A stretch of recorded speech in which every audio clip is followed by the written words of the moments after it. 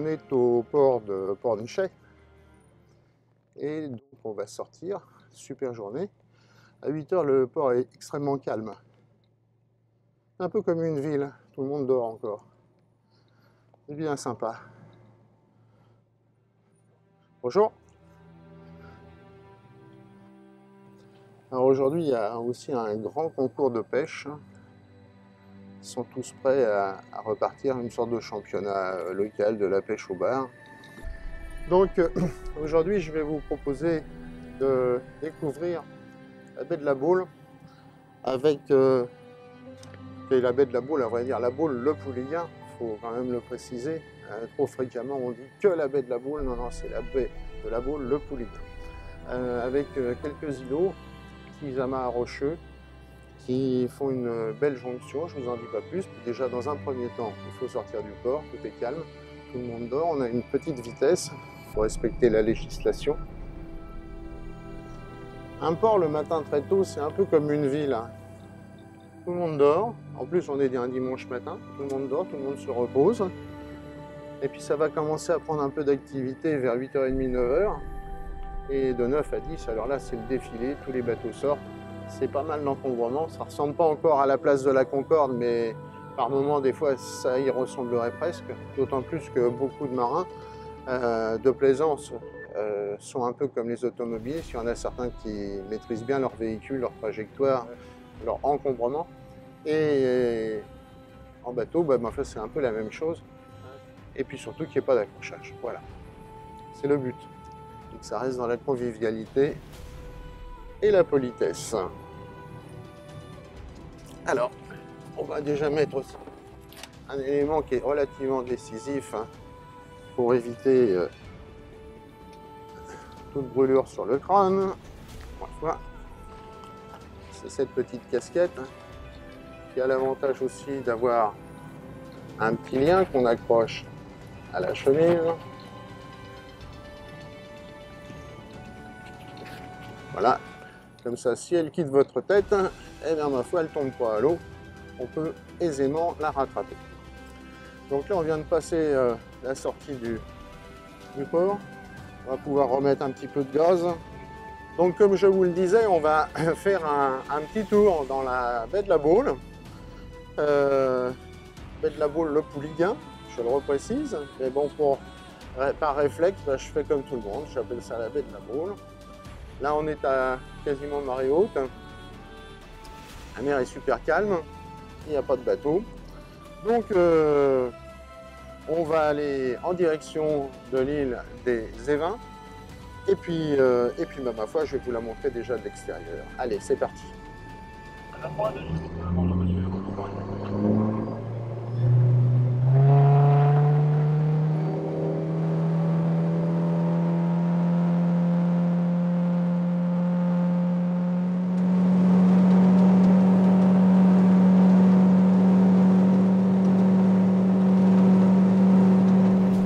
Donc, pour votre information, la baie de la Baule, vous voyez, à marée haute, quand je regarde la profondeur, on a à peine 6 mètres d'eau, ce qui est quand même pas énorme.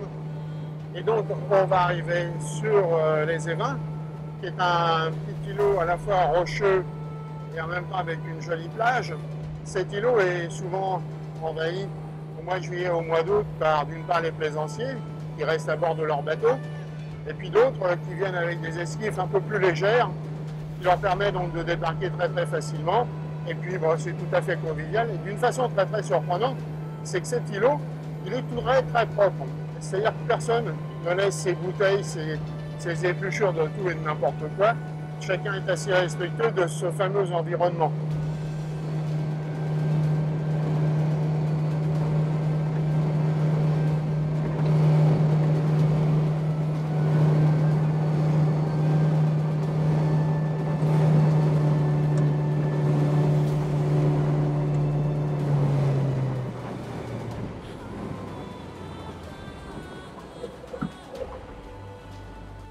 Comme vous pouvez le constater, il y a vraiment très peu de monde, quasiment même personne. Donc il y a une partie qui est assez rocheuse droit devant nous, avec un éperon. Il faut dire aussi que lorsque les marées sont très hautes et que les coefficients donc aussi sont importants. Et en période de tempête ou de vent d'ouest, sud-ouest, eh bien, la plage est quasiment recouverte, ça fait de la déferlante. Donc en arrière-plan, avec le grand château d'eau, en arrière-plan de l'île, vous avez donc la pointe de Pin-Château, qui se trouvait donc sur la commune du Pouliguen. Là ici, donc, on a une vue complète de la baie de la Baule.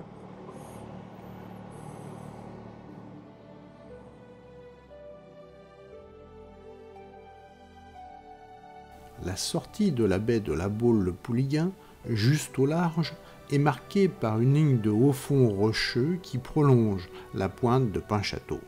Le plus important de ces hauts fonds est celui des îlots inhabités des Évins. Cette terre est dépendante de la commune de la Baule-Escoublac.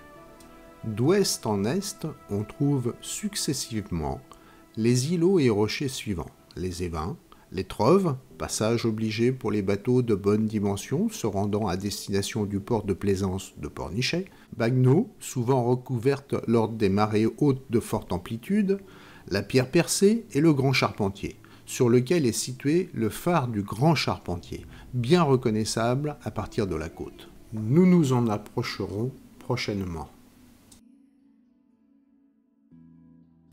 Les Évins, parfois nommés île des Évins, est un récif situé à la sortie de la baie du Pouliguen, à peu près à 3 km au sud-est de la pointe de Pin-Château, au Pouliguen, 3,5 km au sud-ouest de la pointe du Bec à Pornichet et 4 km au sud du fond de la plage de la Baule. Cette île est donc plantée au milieu de la baie et est appréciée par de nombreux Baulois et Pornichétains qui y accostent parfois en bateau. L'île des Évins est aujourd'hui déserte, mais elle a connu différentes activités par le passé. À la fin des années 20, un commerçant y exploita ainsi un café pendant les saisons. Un dépôt d'essence y fut ensuite installé pour les hydravions et appareils de manutention. De 1960 à 1975, Robert Legrand y installa un chalutier aménagé en bar.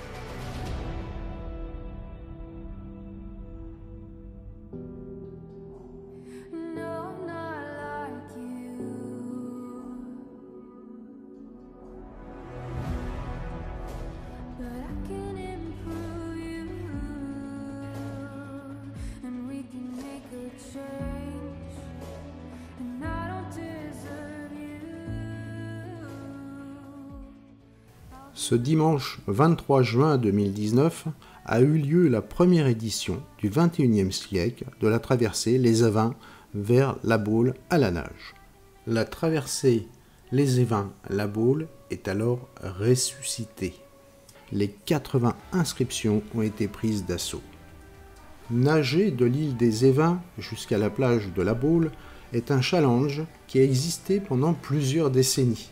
Tantôt arrivant au casino de la Baule dans les années 1950, tantôt arrivant au Pouliguen, les années 70 à 80, plage du Nau, à la sortie du port, côté ouest de la Jetée.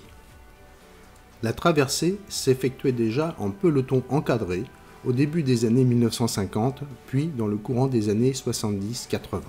Longtemps oubliée, cette épreuve à la nage est ressuscitée ce dimanche 23 juin 2019 grâce à une équipe de passionnés.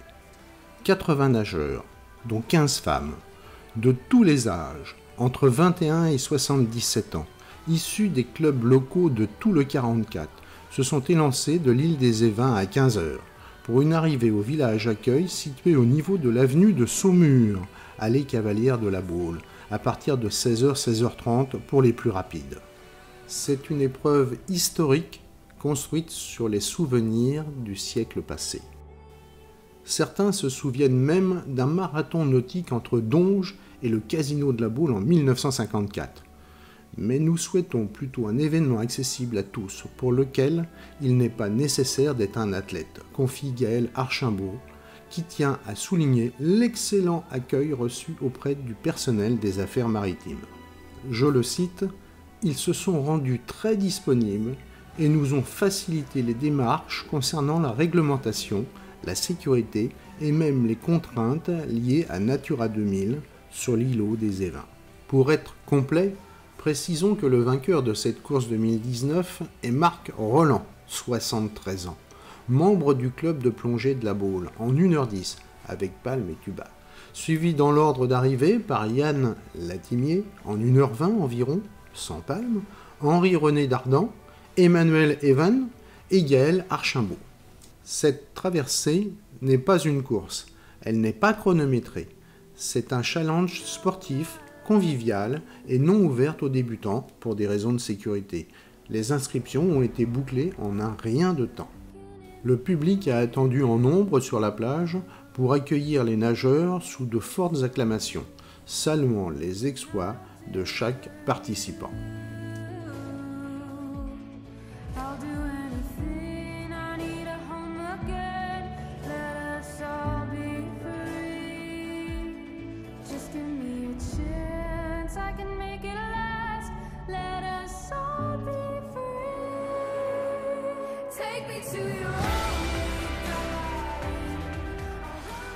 Le 5 août 1962 est déclaré l'état libre des Évins qui y fête même sa naissance officielle. Fantaisie et humour règnent alors sur ce bout de terre.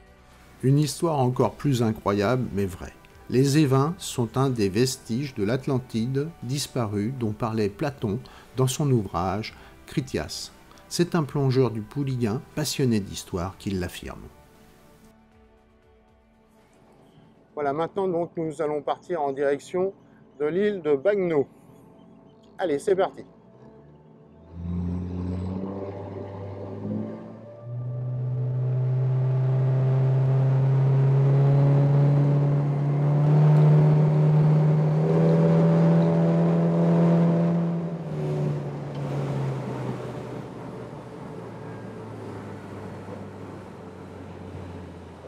Voilà, donc on va s'arrêter quelques instants pour admirer ce joli paysage que je vais vous faire découvrir immédiatement. Donc ce petit îlot qui se trouvait devant nous, voilà, qui n'est pas bien haut, qui présente aussi une caractéristique d'un petit éperon rocheux sur la partie centrale. Et donc là, cet îlot est bien réputé aussi pour la pêche au moule. Un accostage assez difficile parce que les hauts fonds sont vraiment très très importants tout autour. On va quand même s'en approcher un peu.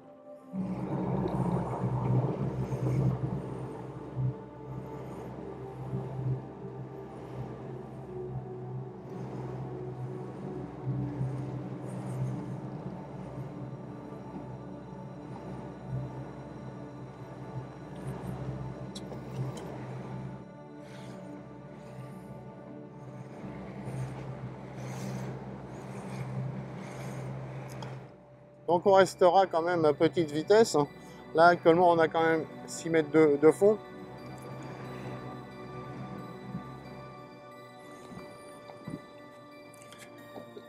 Voilà donc ce fameux îlot de Bagneux.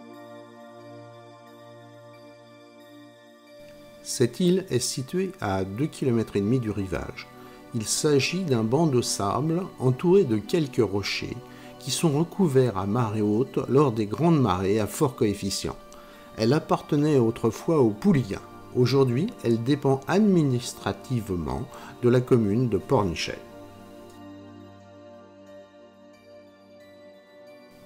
L'accès en bateau y est très compliqué, car les têtes de roche sont à fleur d'eau. Il faut donc y accoster avec une extrême prudence. C'est un endroit parfait pour la cueillette des moules.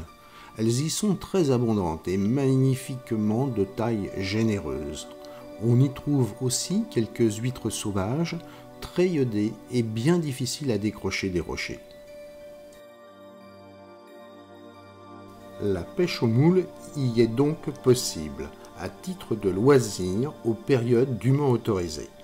La taille minimale est de 4 cm et le seul engin de ramassage autorisé est la cuillère. La quantité maximale journalière est de 5 kg par personne, ce qui correspond à la consommation d'une famille. La saisonnalité de la pêche des moules est liée à son cycle de reproduction. mais également à la pression du marché qui est très demandeur. Historiquement, l'ouverture des gisements mouliers intervient de la fin avril à la mi-juin en fonction de la demande commerciale, les moules n'étant pas encore à un niveau optimal de qualité. Ces gisements ferment en cours d'automne en relation avec les rendements et la baisse de la qualité du produit. La seconde saison des moules de Bouchot, et notamment les AOC de la baie du Mont-Saint-Michel, commence mi-juillet et va se poursuivre jusqu'à la mi-février.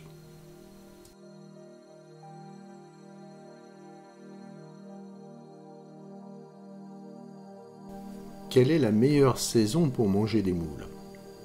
Selon la tradition, effective aussi pour les autres coquillages comme les huîtres, on ne devrait manger des moules que pendant les mois se terminant en R, janvier, février, mars, avril, septembre, octobre, novembre et décembre. Certains vont même jusqu'à dire que les moules se mangent uniquement pendant les mois se terminant par BRE, soit les 4 derniers mois de l'année.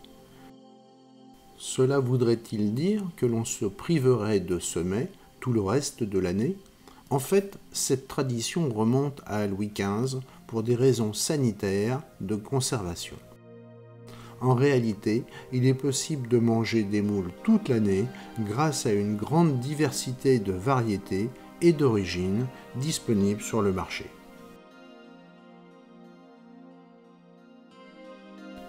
L'arrivage des moules dépend de la période de reproduction de chaque espèce.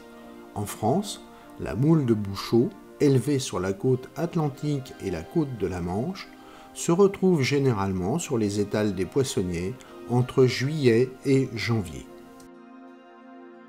La moule de corde est commercialisée entre mai et fin août.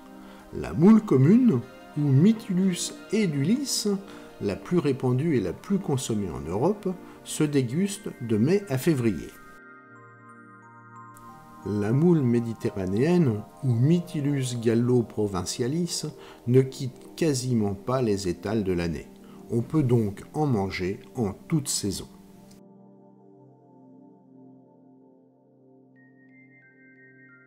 Lorsque les moules françaises sont en reproduction, certains pays prennent le relais. Aux Pays-Bas, par exemple, la saison des moules de Zélande dure 9 mois, de juillet à mi-avril. Du côté de l'Irlande, il est possible de trouver des moules quasiment toute l'année, même si la principale période s'étend de septembre à avril. En Espagne, les moules de Galice se mangent aussi toute l'année.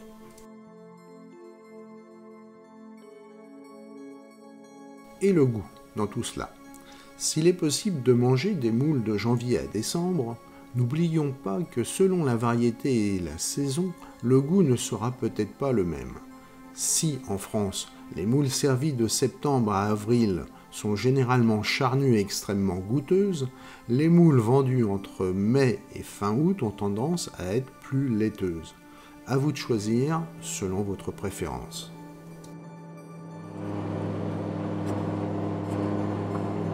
On va maintenant ressortir de cet ensemble de roches pour aller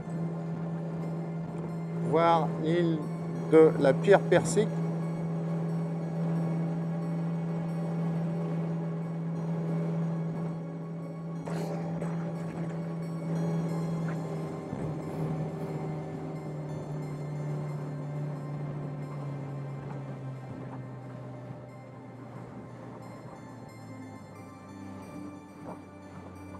On va donc se poser et découvrir ce site par les airs.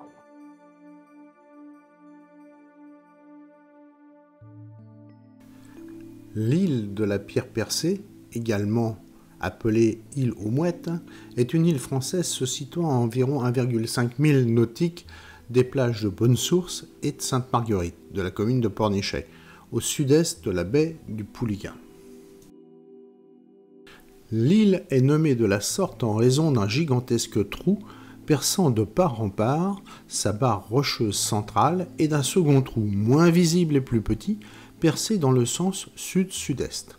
Elle a inspiré un roman à Jules Sandeau, La Roche aux Mouettes, publié en 1871. Ce roman pour enfants racontait une fabuleuse histoire. Leur barque ayant heurté un récif, 12 jeunes garçons se retrouvent sur un îlot désert, la Roche aux Mouettes.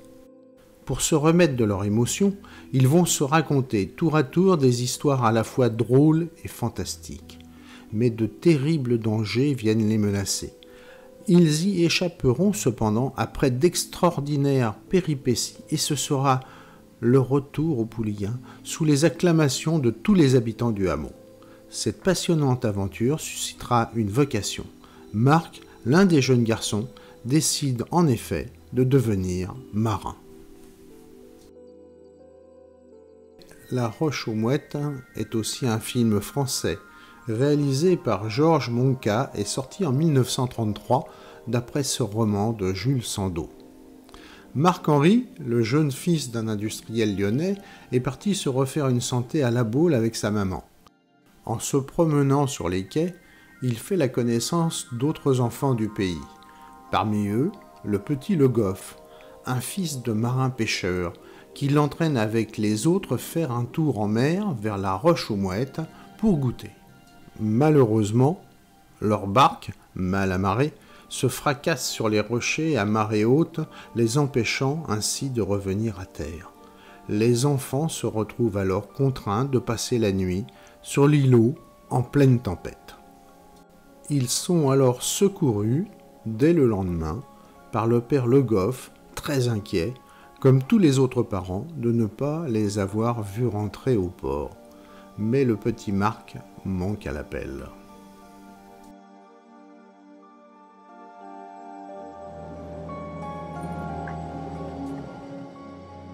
Et donc maintenant, on va prendre la direction du phare du Grand Charpentier.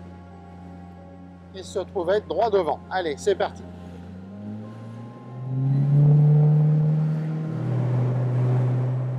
Donc là, on approche du phare du Grand Charpentier.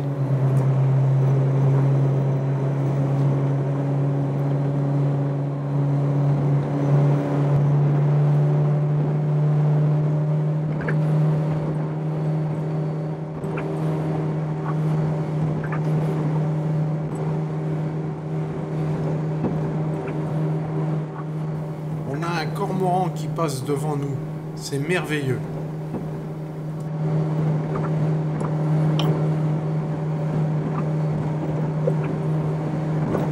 Voilà donc le Grand Charpentier.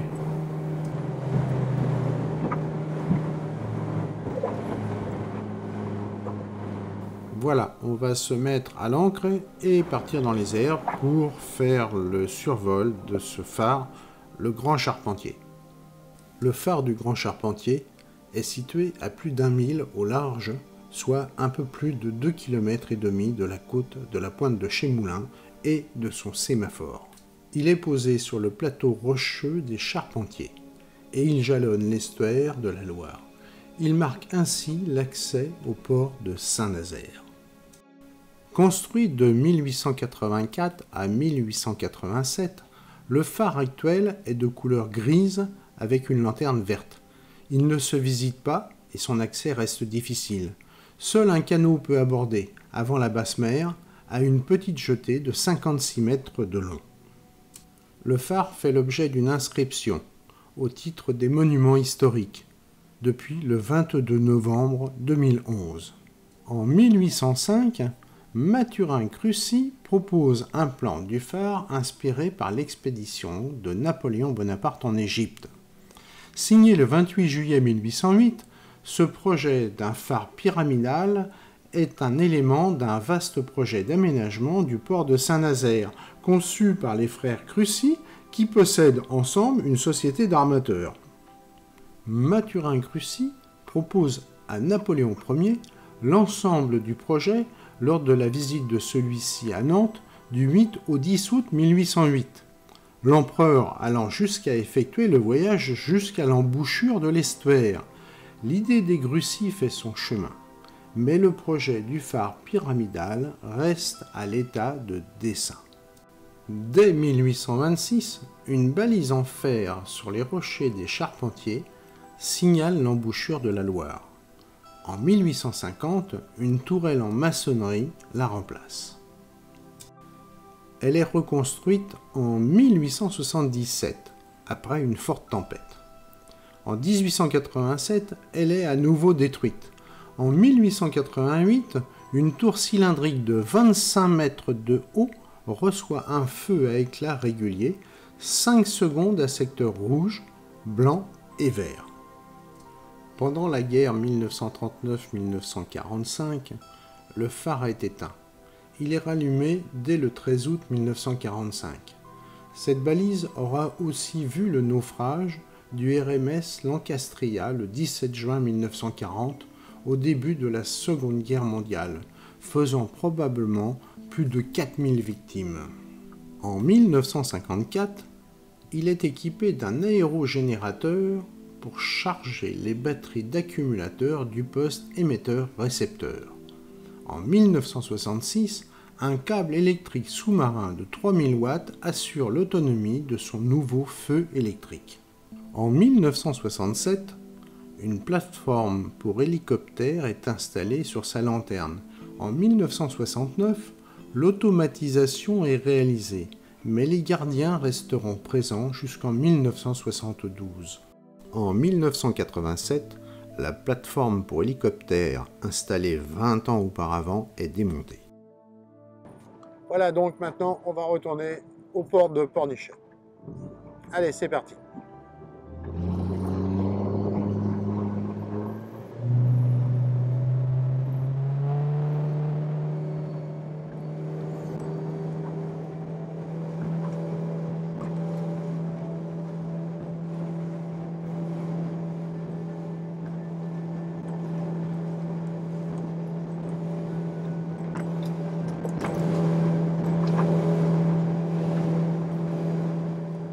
Vous avez certainement remarqué qu'au phare du Grand Charpentier, la mer était un tout petit peu agitée. Effectivement, c'est un secteur avec la sortie de la Loire et la jonction avec la baie de La Baule, le Pouliguen. Eh bien, les vagues se croisent, les courants se croisent aussi. Là, aujourd'hui, il fait particulièrement très beau temps, donc c'était peu intense, mais c'est vrai qu'il y a des moments où c'est pas vraiment un secteur où il faut aller naviguer. Par contre, c'est peut-être un secteur où il y a du bois poisson. Ça, seul sera conservé le secret. Je vais quand même vous montrer la pierre percée. On voit particulièrement bien là. Il faut bien se rendre compte. Vous voyez bien nettement ce trou qui fait une jolie arche et un pont. Donc là maintenant, vous pouvez revoir l'île de Bagneux, qui a été notre seconde étape.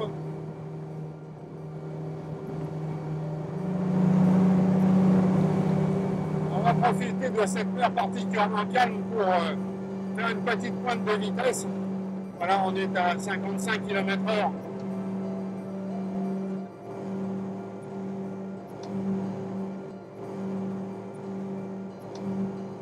Voilà. C'est pas très souvent où on peut avoir le plaisir de cette grande vitesse, d'autant qu'il n'y a personne dans la baie. On ne prend pas de risque, il n'y a pas de nageurs, de véliplanchiste, de voilier. C'est comme en automobile ou en moto, on fait de la vitesse quand il n'y a personne. On ne peut pas faire prendre de risques aux autres, ni à soi-même. Voilà, soyons raisonnables. Réduisons un peu, on approche de l'entrée du port. On arrive à l'heure où beaucoup sortent, donc ça risque d'être un tout petit peu délicat, mais enfin on va le faire tranquillement. Vieux principe de marin, petite vitesse, petit dégât, grande vitesse, grand dégât. Bonjour.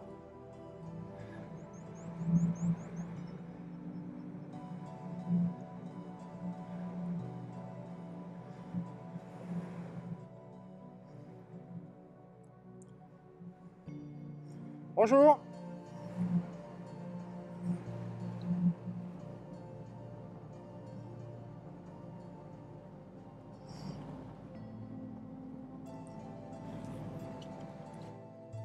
Bonjour.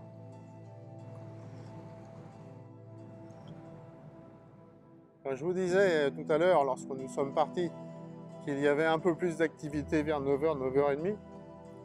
Bah oui, ça commence à sortir, le temps est beau. Et puis aujourd'hui, il y a, je crois, un gros événement dans la baie.